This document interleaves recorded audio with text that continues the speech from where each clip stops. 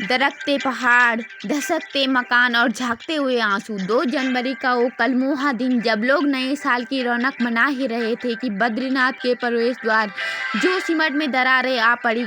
आखिर आप लोग कुछ दिनों में खबरों में बने हुए हैं। आप देख रहे हैं तगा हालातों को और जोशीमठ में पड़ने वाले दरारों को और घिसकते हुए मकानों को। क्या है वजह, कौन है वजह और कौन है जिम्मेदार, ये सब जानने के लिए आइए एक नज़र इस रिपोर्ट पर। कहाँ है जोशीमठ? जोशीमठ चमोली जिले में बसा हुआ बद्रीनाथ हाईवे पर बद्रीनाथ का प्रवेश द्वार ज्योतिर्मठ कहा जाता है, जिसे अब जोशीमठ कहा जाता है। जोशीमठ से ही बद्रीनाथ धाम जाने का रास्ता है और औली जाने का रास्ता है। विगत 50 साल पहले ये आदेश हो गया था कि यहाँ पर दरारें पड़नी शुरू हो चुकी थी और जोशीमठ बहुत ही संवेदनशील जोन कहा जाता है। मिस्र समिति की एक रिपोर्ट थी जो 50 साल पहले सरकार को सौंप दी गई थी, जिसमें साफ बयां कर दिया गया था कि जोशीमठ एक संवेदनशील केंद्र है और जगह है जिसका रखरखाव बहुत जरूरी है, जहाँ पर लगातार वृक्षारोपण होना चाहिए और जो पेड़ हैं उनका बचाव होना चाहिए। यहाँ पर विकास को बढ़ावा ना दिया जाए, लेकिन इसके बाद भी सरकार चेतती नहीं है।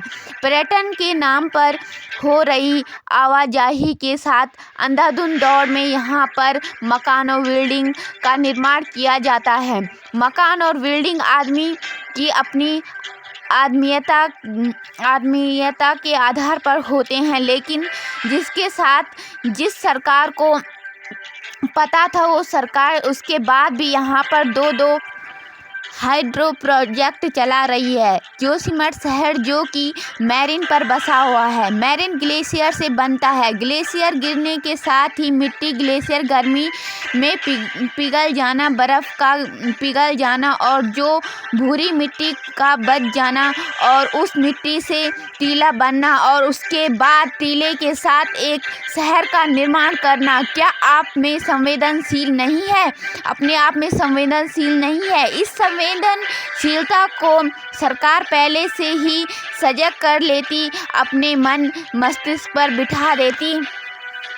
जो आज लाखों लोग जो भी हैं जोशीमठ में रहने वाले लोग, वो अपने घरों को छोड़ने के लिए मजबूर नहीं होते, पलायन करने के लिए मजबूर नहीं होते। आज अपने ही घर के अंदर जो सुरक्षित नहीं है और भय हुआ है जीवन, बच्चों का, बूढ़ों का, जवानों का, सभी इंसानों का यहाँ पर हो चुका है। गुरुद्वार और प्राथमिक चिकित्सा केंद्रों तथा प्राथमिक विद्यालयों में रहने के लिए जो मजबूर है, अपने ही शहर में सारथी बनकर रहने के लिए मजबूर हो चुके हैं जोशीमठ के लोग। यही नहीं, सरकार ने तो जो मिस्र समिति की रिपोर्ट थी उनको सौंप दी थी, लेकिन इसके बाद भी यहाँ पर प्राकृतिक आपदाओं में पहले से ही संदेश देना शुरू कर दिया था, जिसमें 2021 में आई धौलीगंगा में रैनी आपदा आप सभी को आज भी याद होगा।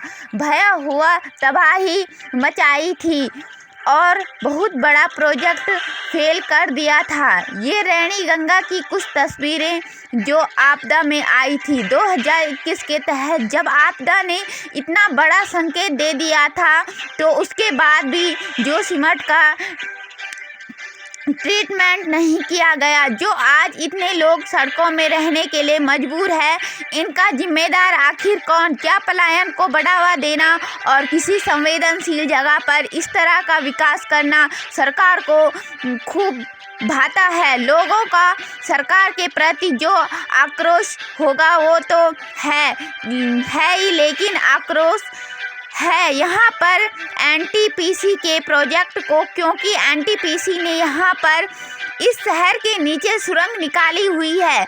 उस सुरंग के कारण यहाँ पर दरारें आ रही है। ये कुछ लोगों को मानना है, कुछ लोगों को मानना है कि यहाँ पर जो सीवर लाइन है उसका सही ढंग से एक मैंटिक यानी कि नक्शा नहीं बनाया, ये उनका सही से जो है माइस्कोप नहीं किया गया।